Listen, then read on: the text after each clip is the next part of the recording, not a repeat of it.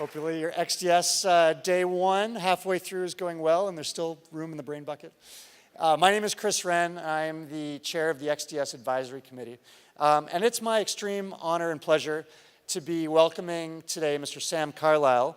Sam is, hold that applause just for a moment. Sam is Senior Director, External Partner Relations with Microsoft, based in the UK. And without giving away any spoilers, I will say that Sam delivered a variation of this talk at XDS Ignite back in March. And due to popular demand, we are bringing the man back. So please extend a warm welcome to my friend and fellow XDS Advisory Committee member, Sam Carlisle.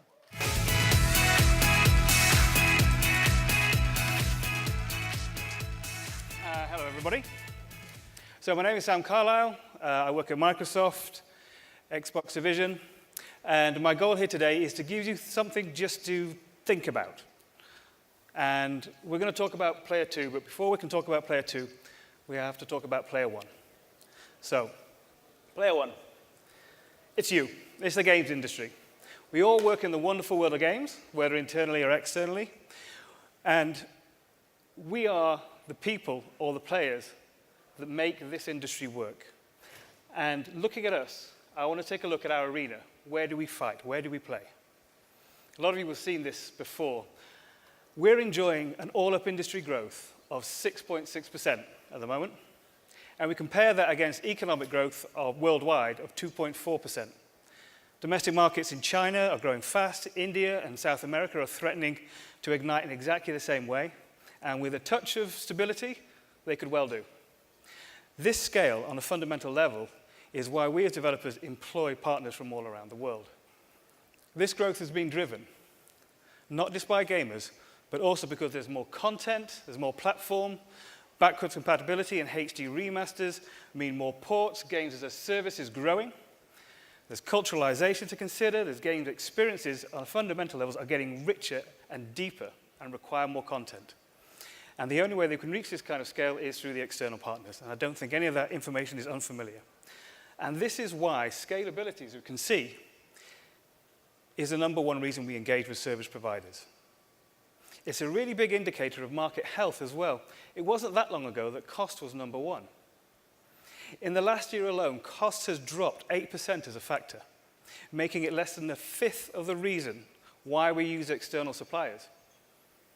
Interestingly, lack of available local resources also fell, which you'd think would be a driver in the opposite direction. My suspicion is it's because outsourcing was already factored into their production programs at the beginning of the game. So the search was never on for local resources. And of course, I'm sure you've all noticed the new kid. VR and AR is everywhere. I went to SIGGRAPH for the first time this year, and I'd say maybe 40% of the exhibits were around VR and AR, or around being involved or immersed in new realities. And VR might be everywhere. However, total revenue for VR games was only $292 million in 2016. If this was an ultra-hyped block office blockbuster, it would be a flop. And actually, AR, or mixed reality, was the clear winner, and that's all down to one guy. Pokemon Go made over $600 million in its first 3 months. And as you can see, Pikachu knows how to party with all that money.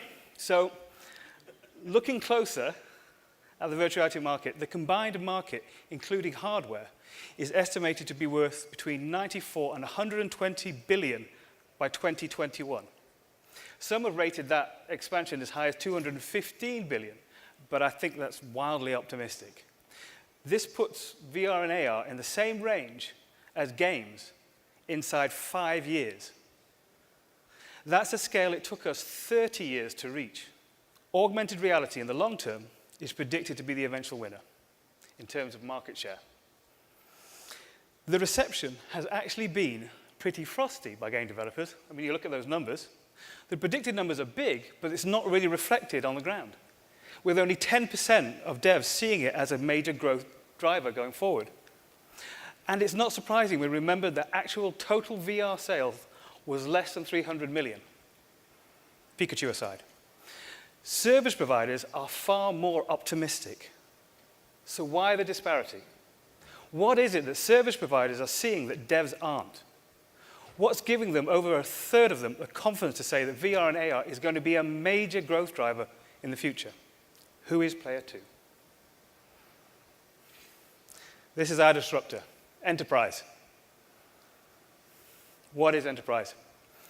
Enterprise is marketing, it's training simulations, it's manufacturing, it's education, it's architecture, and everything.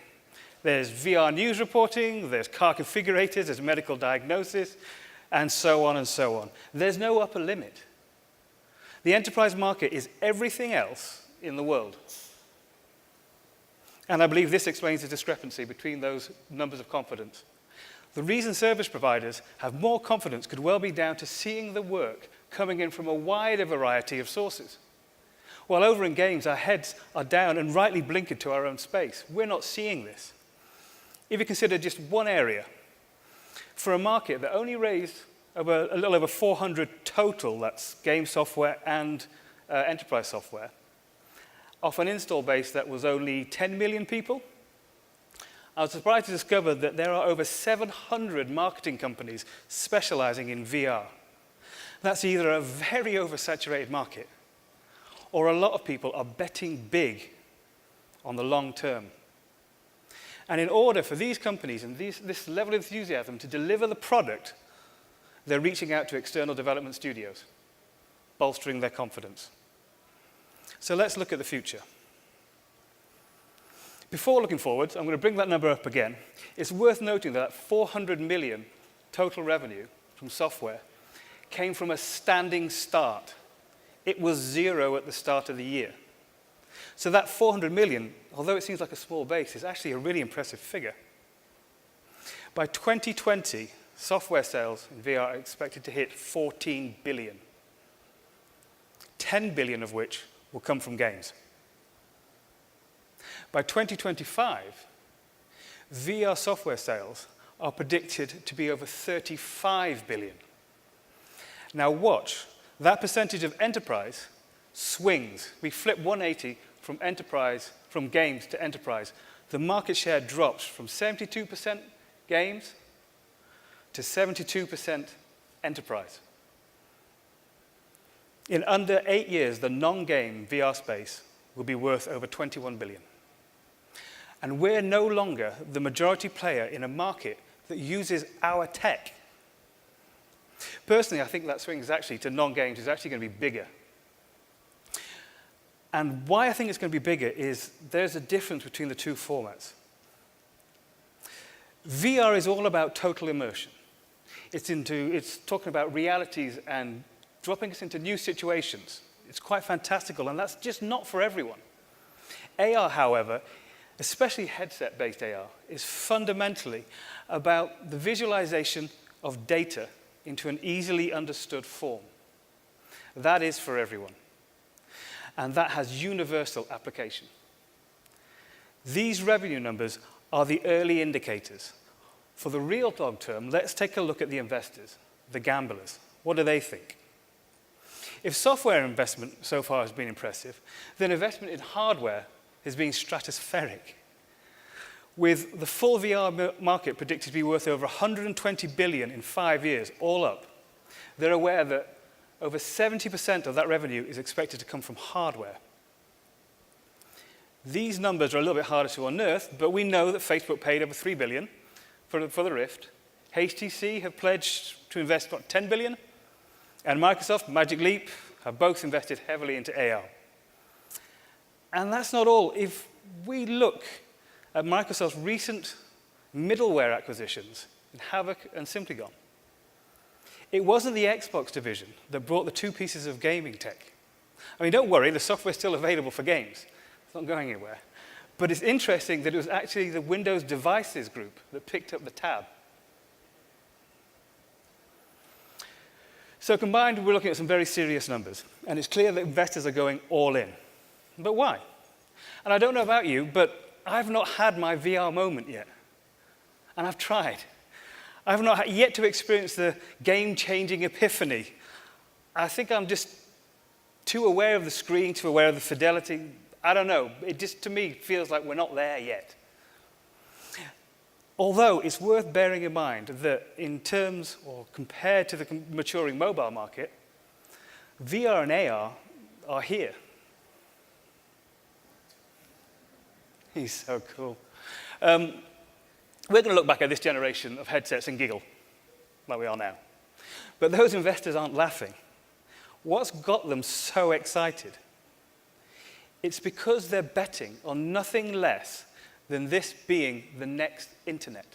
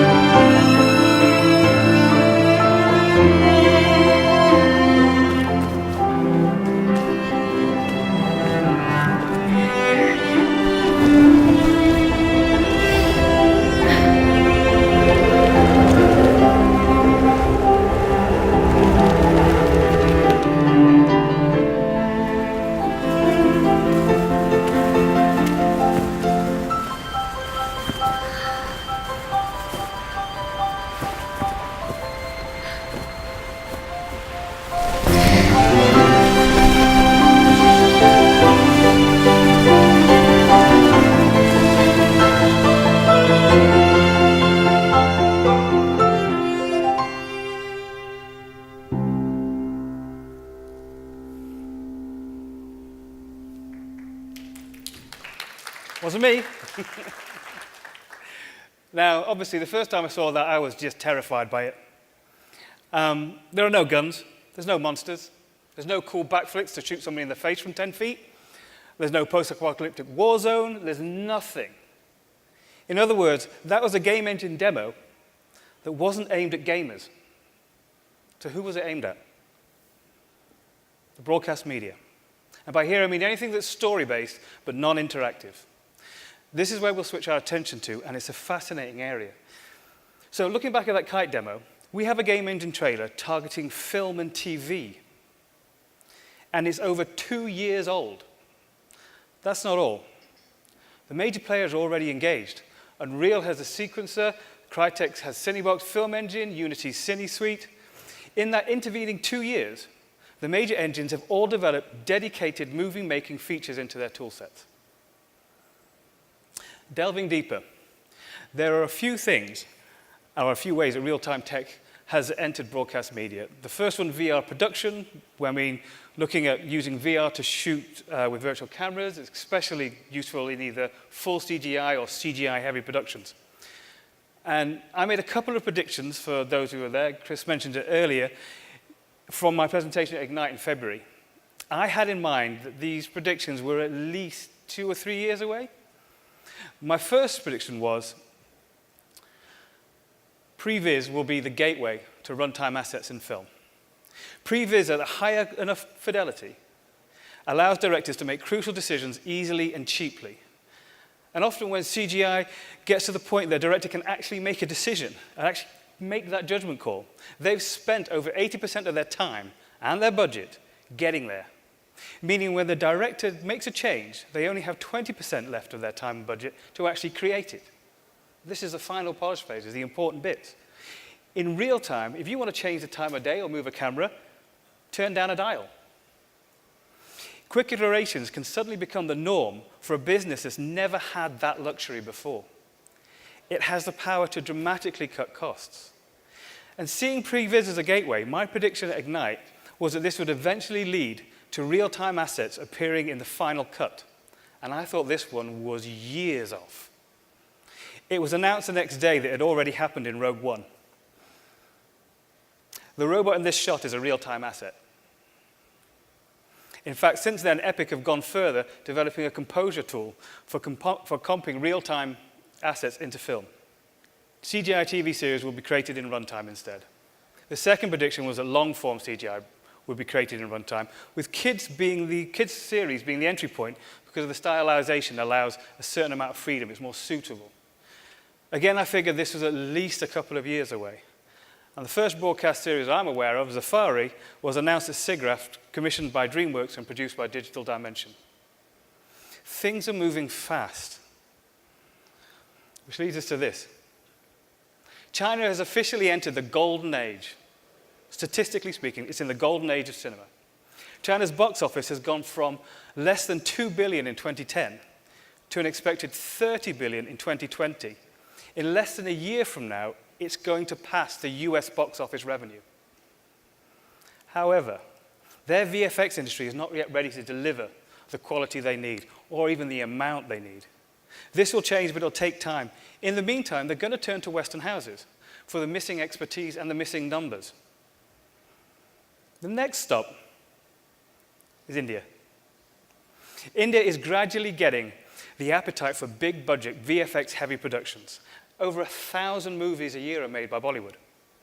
And although average budgets for a top 10 film is only around 8 to 10 million, in the last 10 years, there has been a doubling of the size of these largest budget movies.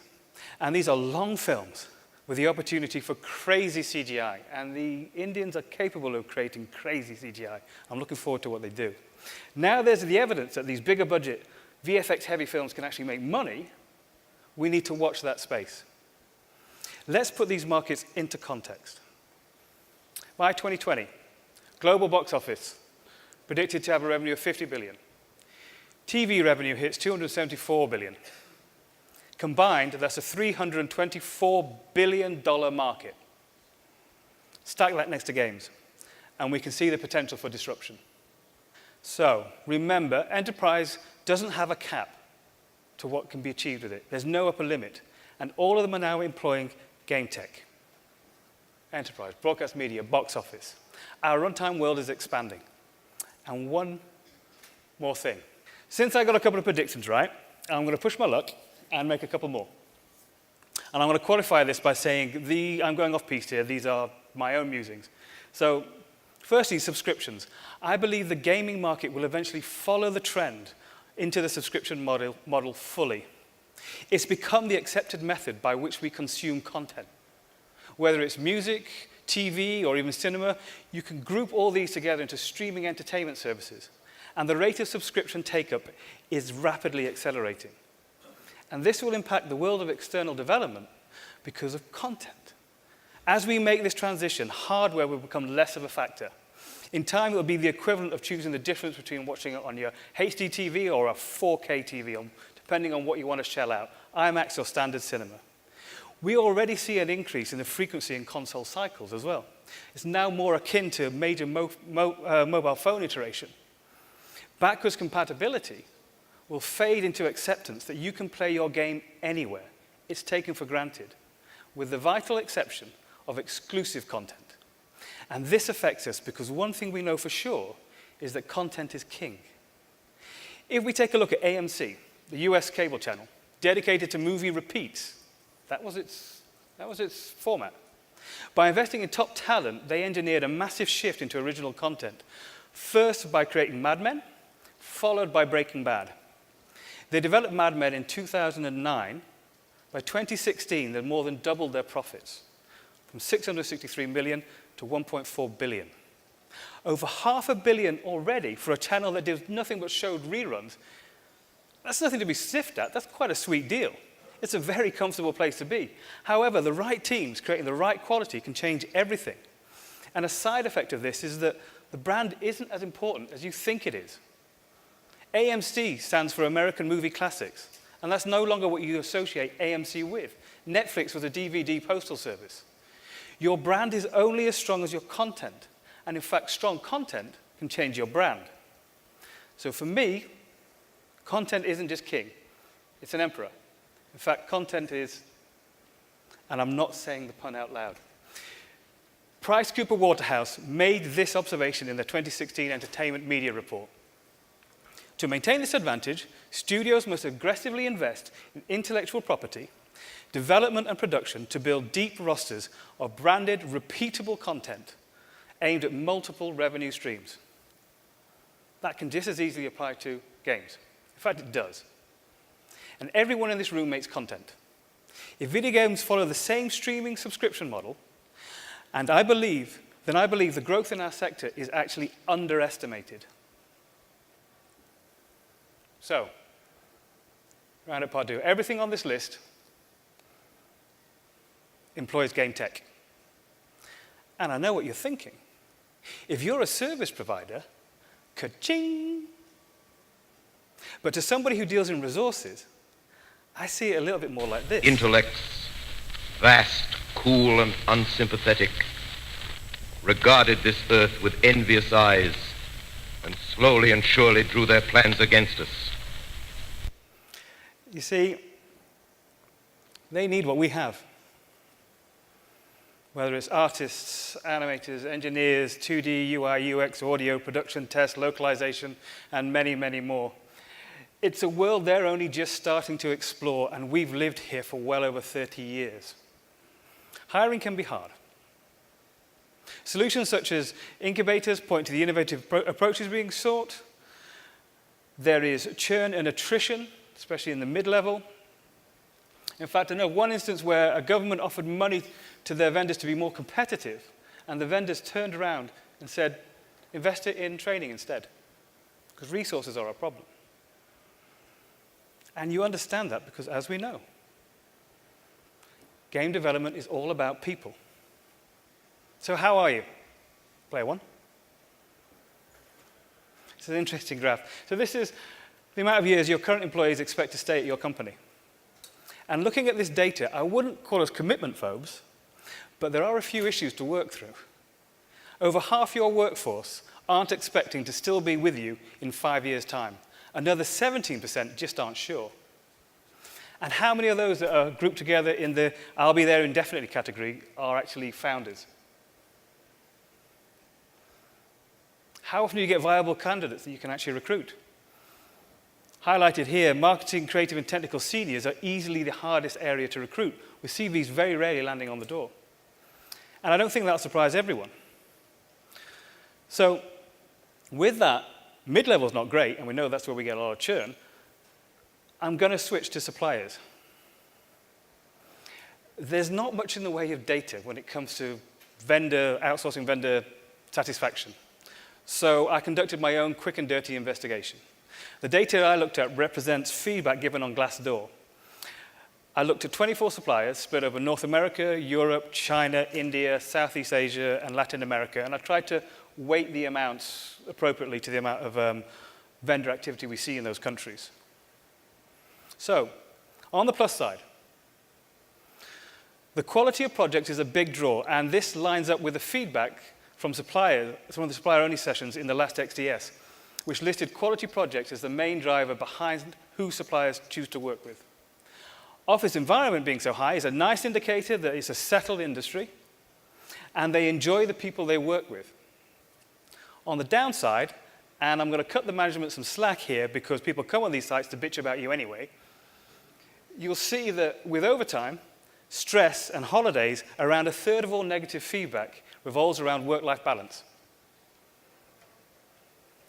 Career opportunities also feature quite high, and that's another big indicator of a mature market, with people looking towards the long-term personal growth. The question I would have loved to have asked is, how long do you intend to stay with your current employer? It's just not there. Other strong indicators of a competitive market are every major service provider is growing. Less and less are relying on external hires by setting up incubator slots instead. Much like the devs, it's senior talent that's the hardest to source. So I'm going to return to developers for a moment. So IGDA satisfaction survey. And basically, the conclusion was you're a pretty happy lot. Job satisfaction is over 65%. Statistically, you're 33 or under and child-free. You can see evidence of this in these stats. All the top 5 areas, learning new skills, location, salary, creative freedom, they're very much what you expect to see from a new recruit or from somebody who's younger into the industry. But I'd like to focus on a particular grouping. Look at these areas here. What do you think these 4 priorities describe? Given they're all within 2% of each other, they're describing your seniors. They care about the amount of crunch expected. They care about family and friendly environment. They care about flexibility and about insurance and retirement benefits. So these guys here, these areas are exactly where a non-game commercial company is strongest. This is what they have nailed. And vendors don't think you're immune. You have the same resource problem, and you're just as big a target. Remember, work-life balance-related issues account for 1/3 of all your negative responses, and overtime and family life just don't mix well. So this leaves our enterprise player 2 offering a very tempting alternative. Audi were recruiting at Quo Vadis in Berlin. Framestar were recruiting at GDC. MPC are advertising now for real-time devs, and even General Electric were at SIGGRAPH.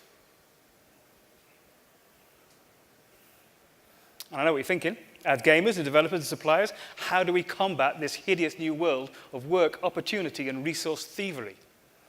Well, we do have some power-ups. We're up. We do cool stuff, and we're good at it. Ours is a developed market that's full of variety. New players haven't figured out how it works yet. The inexperience plays in our favor. Photogrammetry, as we perfect the cleanup pipeline, this will increasingly account for large amounts of realistic content, as well as providing a jump-off point for the more stylized work. Procedural development of kits rather than making each individual piece will lessen the load. AI machine learning, making the process simpler and providing us with texture and geometry solutions. CAD to real-time. Unreal have the new datasmith in beta at the moment, which does it automatically, and people like architects are going to love that. Education. The percentage take-up from universities is increasing. However, game devs, graduates won't just be choosing which game developer studio they want to go to. The likes of DreamWorks and Pixar will be an option to them too. And that's a big draw.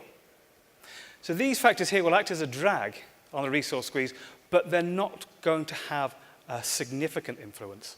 So what is the strategy? What can we do? Embrace and prepare. The major middleware engines already have enterprise dedicated divisions, and they are rapidly growing. These are a few of my thoughts on how we can approach this. So, 1, as we said, video games are awesome. It's vocational, it's a passion, we will always attract talent. We will always be at the boundary edge, and that's an exciting place to be. It's just that we're no longer stood there alone. The battleground is your studio, because it is all about people. We may struggle to compete with compensation, but that doesn't mean we can't compete on work-life balance and environment stability and opportunity. And to be fair, we've seen huge strides made in these areas. And I'd like to see us make sure it extends out to our external partners as well, because we can be both the cause of and solution to these problems for our external partners. Process improvement. Resources are finite, processes aren't. We can always improve to find more ways to be efficient. So suppliers, remember the quality of projects was the #1 positive from your teams. You do awesome stuff too. You guys are already using innovative techniques in recruitment. And I think this is a really interesting space, because those incubating teams and those junior teams in VR and AR use them for VR and AR projects. And this is from my own anecdotal evidence, really. Not many of the enterprise VR houses have fully grasped that the best way to create great visuals is to understand the medium, to get the best out of a poly and a pixel, not just buy the shiniest new tech. They're inexperienced. And artists need to know how to get the best out of a poly and a pixel and how best to exploit engines. So if you think about it, these are great habits to instill in juniors, and I suspect these are the habits you're trying to instill in your juniors. So if enterprise pay more and utilize junior artists, that's the holy grail of blended rate profit right there. Commercial VR and AR is still the Wild West. Protect yourselves against unpredictability by having a commercially ring-fenced dedicated unit. This is the early days. We don't know the landscape yet, so don't dig foundations on shifting sands. If you do decide to go for it, pick your moment to join. It may well be too soon, too risky for many, or you may think you're perfectly placed to take advantage while there aren't any clear leaders or winners. It will depend on your particular studio culture. So I have a request. The R&D in this area, well, should I say, enterprise will demand more inclusive and intuitive UI and UX, and the R&D in this area is filled with opportunities for cross-pollination. Broadcast media don't care so much about frame rates per second as they do in real time. Use that to explore the boundaries, push graphical text, then optimize it, and bring it back to games. Please, we'll make stuff look cool. And finally, get excited. Work with the companies with AI and procedural and generation and anything else that's interesting. Find the new niches that are going to develop. Find the new techniques. Be agile. So I'm using this image because I'm unreasonably excited about it coming out. We've slipped off the Pandora's box we've been sitting on. The secret's out. While the space is Wild West-like for now, a new vista of opportunities is opening up, but then so are a whole host of challenges. I believe every lesson we need to learn, every process we need to improve, every conversation we need to have, and every start we need to make can be found in places like this, and in the maturing development of our existing and future relationships. Admittedly, I've made some ominous-sounding warnings that perhaps made you nervous. However, I'd also like to think that you've been excited by them too, because it's time for us to step out to forge deeper partnerships with the outside world of enterprise and broadcast, and use that to drive innovation and creativity within our own industry. Those investors are betting big that we're about to see the emergence of the next internet. To realize this vision, it won't be created using browsers and HTML. It'll be driven by game tech. I believe we're about to see the democratization out to the world of all the tools and techniques, the processes and artistry we have so passionately and painfully created over the last 30 years. And that's going to be transformative. John Riticello, the CEO of Unity, said, "My sense is we're going to see growth and adoption of VR in full flower in 2019. And we're going to see the beginnings of that shape in 2018. That gives us a couple of years. Let's spend them wisely." Thank you.